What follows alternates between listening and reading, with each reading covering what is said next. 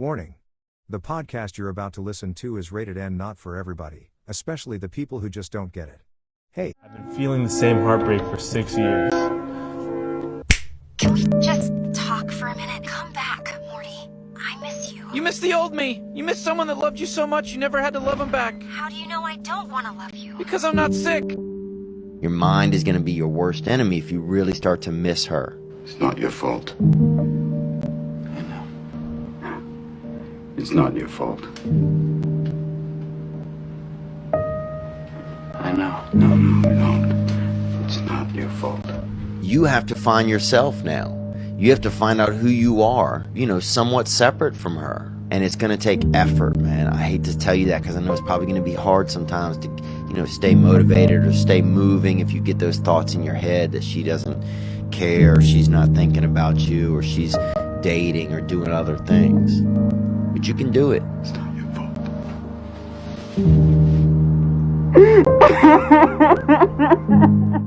Okay, so I really wanted this podcast to be intimate. I'm in my room. I'm just relaxing. I'm chilling, and I thought to do a podcast episode with just me by myself. I love my guests, but I don't know. I wanted to talk a little bit. I want to talk my shit a little bit. You know what I'm saying? I plan on getting really deep, at least for myself, because everything I'm talking is really coming from the heart, coming from my own experience. It's something that probably y'all can relate to because every person goes through things like this. So every person has to get through things like this, if that makes sense. I wanted to start this podcast off with a story that I heard from a YouTuber. His name's Hot Damn I Rock. And when I was younger and I was sad, I would always watch this YouTuber. This YouTuber would honestly get me through it. So then I decided to go back into my childhood. And I was like, what did I used to do when I was upset? And I did that recently. And I listened to the story that he said. And the story really caused like a mindset shift for me, at least. Please stay with me because I know you can get lost in the story, which I did. But it's going to all make sense. So basically how the story starts is the YouTuber went to the store. He went to the store and there was a homeless lady outside asking him to buy her a cigarette. He's like, no, why would I buy you a cigarette when they're bad for you? Then they get to arguing, going back and forth. And then he just finally said, look, lady, I'm not buying you a cigarette, but I'll buy you water, chips, whatever you need. She eventually said, okay. Then he went in the store and he got her the water and the chips. And he drove back home. When driving back home and driving past her, she was smoking a cigarette. If you was in that situation, you would be so confused. Like, who brought you a cigarette? I just brought you some chips, some water. When did you have the time? Like, what's going on, right? That lady put all her effort into finding someone to buy her that cigarette, hustling for the money to buy her that cigarette. She did something to get that cigarette. She went out her way to buy the one thing that makes her life worse. Her doing the one thing that makes her life a little bit more worse for a temporary satisfaction, a temporary high or head high or whatever is equivalent to us texting our ex so we can feel the temporary comfort, the temporary intimacy, the temporary whatever, just for it to end up back where it been. Heartache, pain, whatever.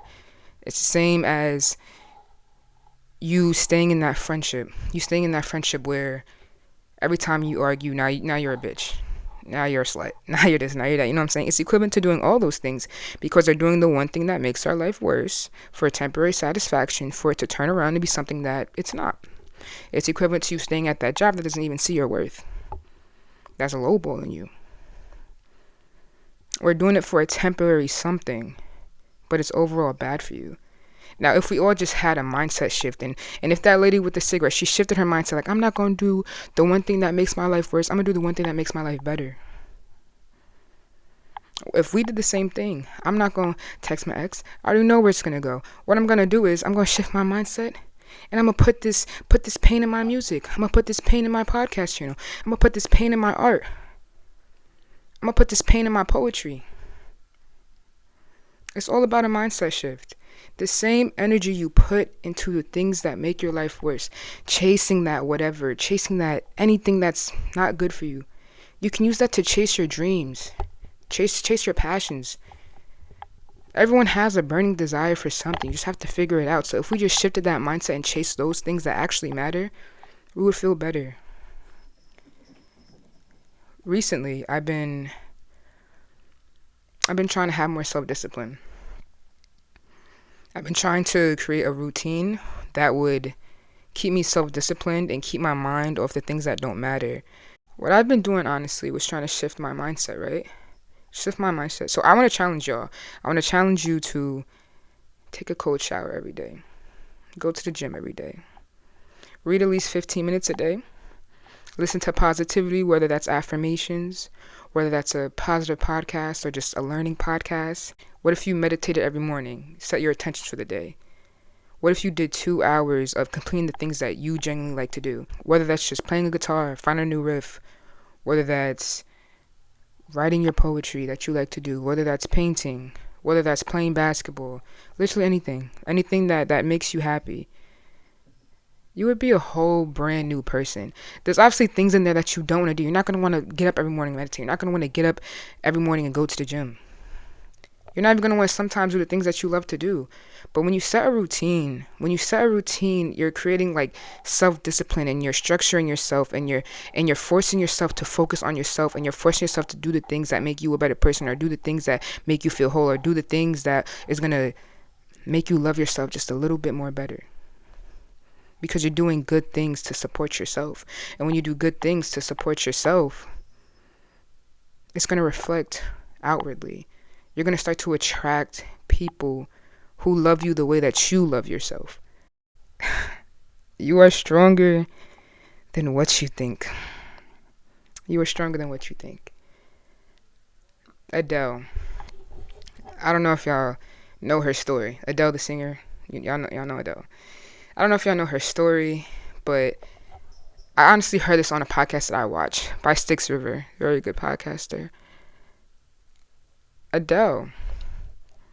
She was trying to make this album. She was trying to make an album. She had the worst block ever, creativity block. She couldn't come up with music.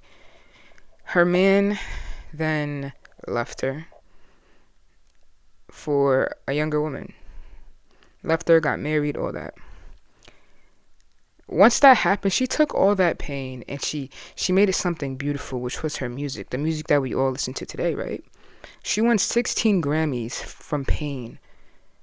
The point of me saying this is you can turn your pain, your sadness, your heartbreak into something way more beautiful. Pain causes change. And change just causes renewal. Like, it just causes better things. That's why I don't fear change. Yes, it might hurt. Yes, it might feel uncomfortable. But a time's going to come where it feels really comfortable. And you're going to feel so complete. The pain that you feel, it sparks your creativity. The pain that you feel can be put into something greater, something better.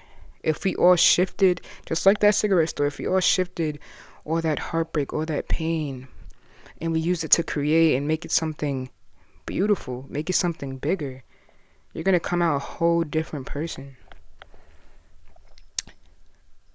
You are enough. You are enough. It doesn't matter if you fall down. It doesn't matter if you fold and you text your ex and now they're in your bed. It doesn't matter. It doesn't matter if you let someone step all over you that one time because you slipped up, right? It doesn't matter. None of that matters. What matters is that you get up. What matters is that every time that you fuck up, you get up again. And you fall down again and you get up again. And you're going to keep getting up. You're going to keep getting up to the point where one day you're not going to fall down no more. You're not going to fold no more. Just keep getting up. Don't let your friends tell you, bitch, you're stupid. Why you texting her back? Why are you texting her back? Don't let your friends tell you that. Don't let your friends tell you that. We're humans. We can be weak sometimes. We might be craving something that we had from the past. It happens. It happens. You just have to get up. Get the fuck up. I do the same shit. I do the same shit over and over and over again. And it hurts so bad every single time. But I get up and I do better. And I get better every time that I get up. Just don't give up on yourself. Give up on the people that doesn't even deserve your time. Give up on the situations that don't deserve your energy. Just get up. If I seen this post, if you are an asset, why are you fucking with liabilities? If you're a fucking asset, why are you fucking with liabilities?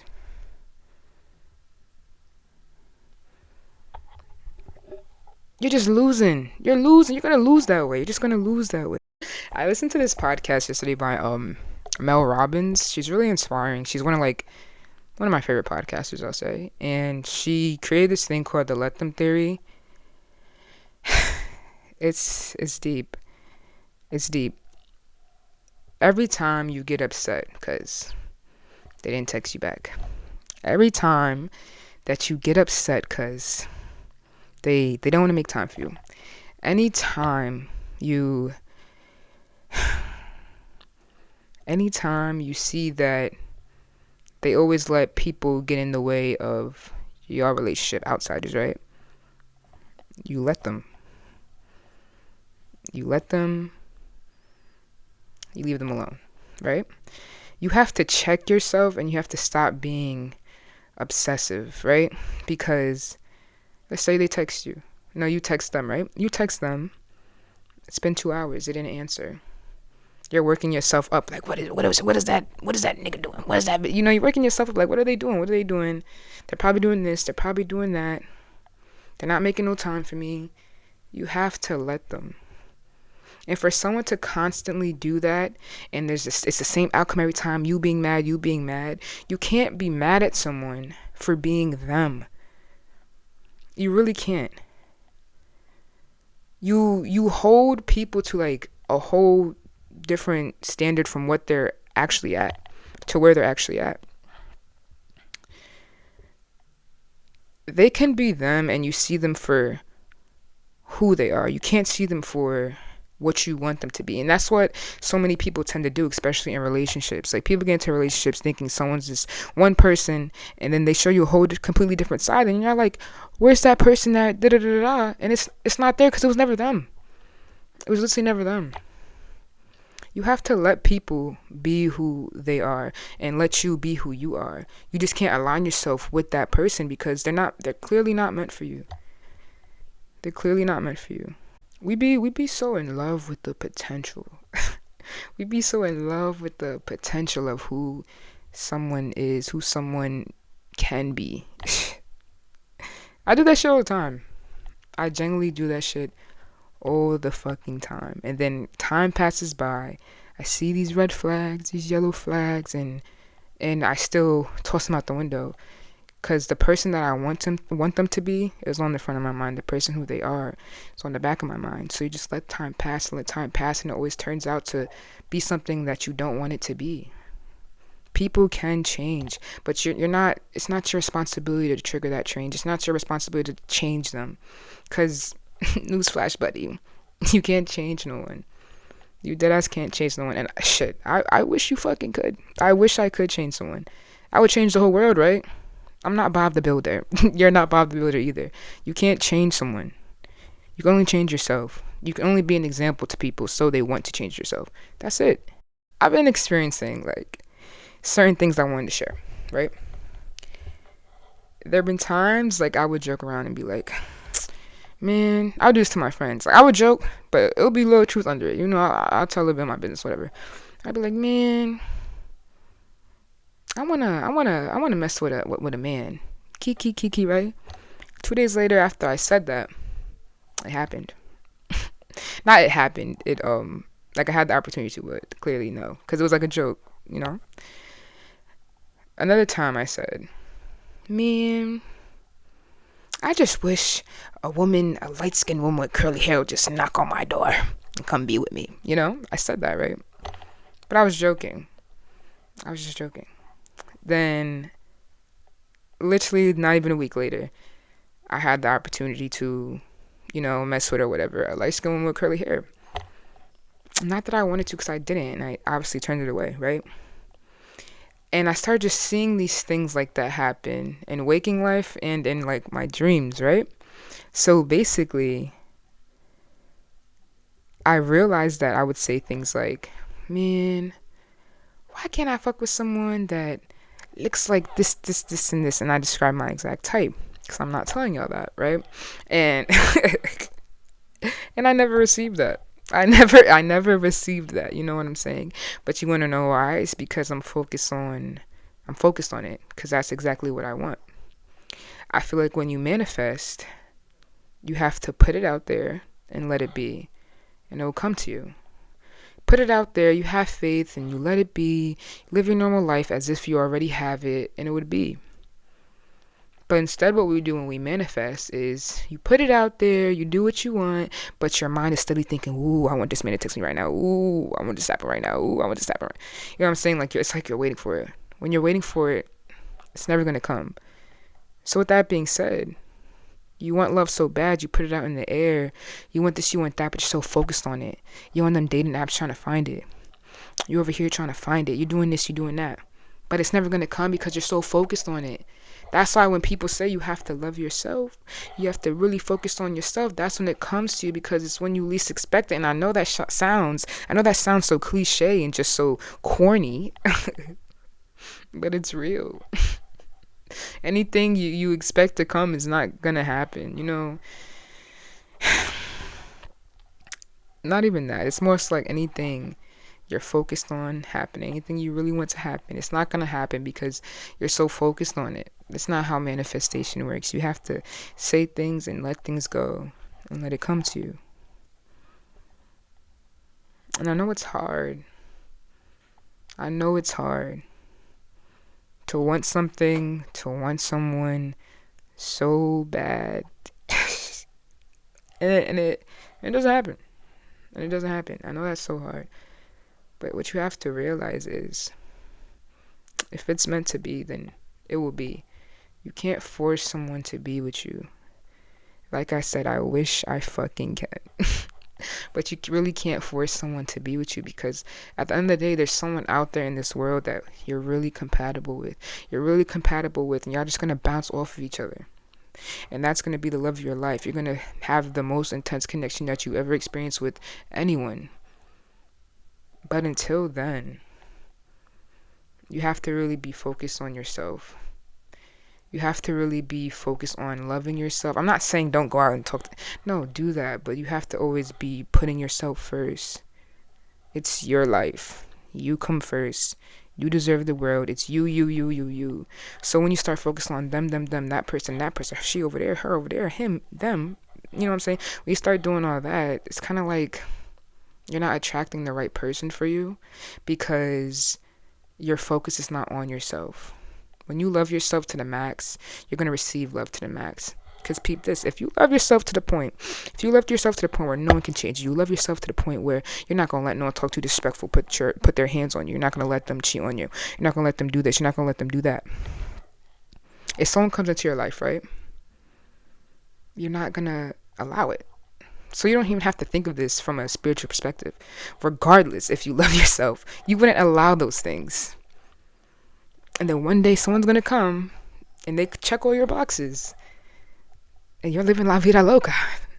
And you're living la vida loca. Because I want to live la vida loca too. Anywho. The point of this episode, really, it was me being raw, being real. Me doing it in my room. My room is my room, right? I want to get a little personal. Because obviously, I definitely didn't speak of personal experiences, because mind your business. But I'm speaking from the heart as to what I'm going through. Like, I'm going through a mindset shift that, you know, that a relationship triggered, you know what I'm saying? I'm going through the self-discipline thing, the thing that I challenge you on, the waking up every day morning, cold shower, you gonna do this, you know, the whole thing like that, you know, the read, the this, the that. I'm going through the creativity process from the hurt. I have a podcast. I'm doing this episode about it. I'm going through everything. I really want y'all to take this episode, and I want you to realize that not to be hard on yourself. If you fall down, if you fuck up, if you fold, get right the fuck back up, and you're fine. Brush it off. Everything's cool. Everything's cool. Just brush it off. I want you to take this episode, and I want you to focus on doing the one thing that's better for you. and not the one thing that's worse for temporary satisfaction. You are stronger than what you think. Suddenly you realize you'll never have the good relationship you wanted. And as long as they were alive, even though you'd never admit it, part of you, the stupidest goddamn part of you, was still holding on to that chance.